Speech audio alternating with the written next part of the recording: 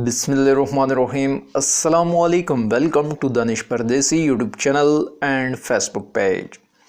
आज फिर एक नई वीडियो के साथ आप लोग खिदमत में हाजिर हूँ। जो लोग मेरे चैनल दानिश परदेसी के ऊपर नए हैं उनसे गुजारिश है कि इसी वीडियो के नीचे यहाँ पर यूट्यूब के ऊपर आपको एक सब्सक्राइब का बटन दिखाई दे रहा होगा, इसे दबा दें। साथ बने घंटी के आइकन को भी दबा दें ताकि मज़ीद दुबई विजिट वीज़ा के हवाले से, वर्क वीज़ा के हवाले से कोई भी नई अपडेट अगर मेरे यूट्यूब चैनल के ऊपर आए तो बर वक्त आप तक पहुँच सके, कोई भी अपडेट आप लोगों से मिस न हो।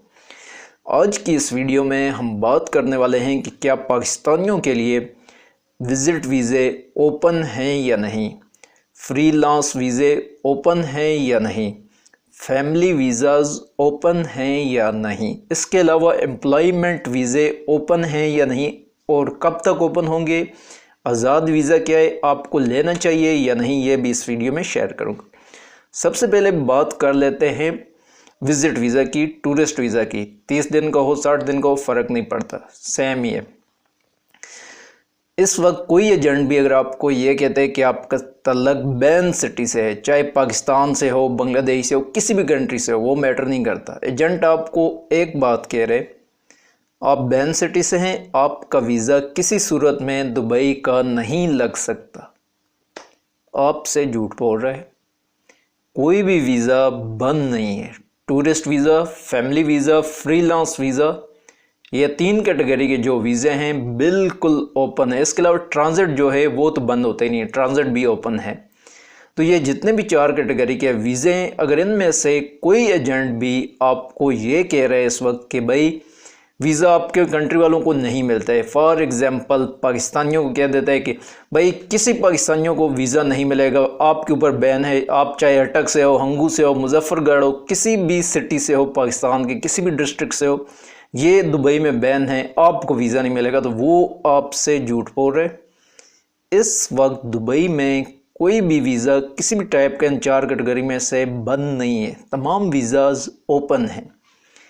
जितने भी एजेंट हैं वो सिर्फ डन बेस के लिए आपको कहते हैं कि आप लोग हमसे डन बेस के ऊपर अप्लाई करवाए, 100% गारंटीड आपका वीज़ा निकलेगा। जब आपका वीज़ा निकले आप फिर हमें पेमेंट करें, लेकिन पेमेंट वो फिर वीज़ा की नहीं ले रहे होते, वो फिर मुंह मांगी अमाउंट मांगते हैं आपसे। मेरे सामने इस वक्त कई ऐसे केसेस हैं कि जो आपके साथ अगर मैं शेयर करूं तो आपको पता भी चलेगा। अक्सर एजेंट क्या कर रहे होते हैं, 2,45,000 से 3,45,000, 3,50,000 तक लेते हैं टूरिस्ट वीज़ा का 60 डेज़ का, जिसकी ओरिजिनल कॉस्ट कितनी होगी, 55,000 होगी, ठीक है, 60,000 होगी। तो ये हाल है, ठीक है। अगर आप समझ रहे हैं कि मैं ट्रैवल एजेंट हूँ, इसलिए वीडियो में ऐसा कह रहा हूँ कि आप लोग मुझसे रब्ता करके कोई वीज़ा लें, तो मैंने तो कभी भी वीडियो में कोई नंबर या कोई इस तरह की बात नहीं की कि आप लोग मुझसे वीज़ा लें, लेकिन सिर्फ आप तक मालूमात पहुँचाता हूँ, वो भी जेन्युइन मालूमात आप तक पहुँचाने की कोशिश करता हूँ। तो जितने भी एजेंट होते हैं ये क्या करते हैं, इनका मकसद एक ही होता है, किसी भी तरह आपको नॉर्मल वीज़ा से अप्लाई करने से रोकना। आपको आपके जहन में ये बात डाल दी जाए कि भाई वीज़ा किसी सूरत में नहीं निकल सकता जब तक आप लोग डन बेस की तरफ नहीं आएंगे। आप डन बेस की तरफ आ जाएं, आपका वीज़ा अभी निकल आएगा। झूठ होता है सारा। एजेंट लोग भी उसी ट्रैवल सिस्टम के ऊपर उसी तरह ये अप्लाई करते हैं जैसे आपने अप्लाई करना होता है नॉर्मल वीज़ा के लिए। वो भी नॉर्मल वीज़ा के लिए अप्लाई करते हैं क्योंकि डन बेस नाम का कोई वीज़ा नहीं होता। जब भी वीज़ा के लिए अप्लाई करें, ये मैं नहीं कहता 100% वीज़ा निकलता है। अक्सर वीज़े जो हैं रिजेक्ट भी हो जाते हैं किसी भी कारण की वजह से, सिक्योरिटी रीज़न की वजह से, कोई भी रीज़न हो सकता है। लेकिन हमेशा खुद अप्लाई करें या कोई ऐसा बंदा जो एक्सपर्ट हो उससे अप्लाई करवाएं अपनी निगरानी में।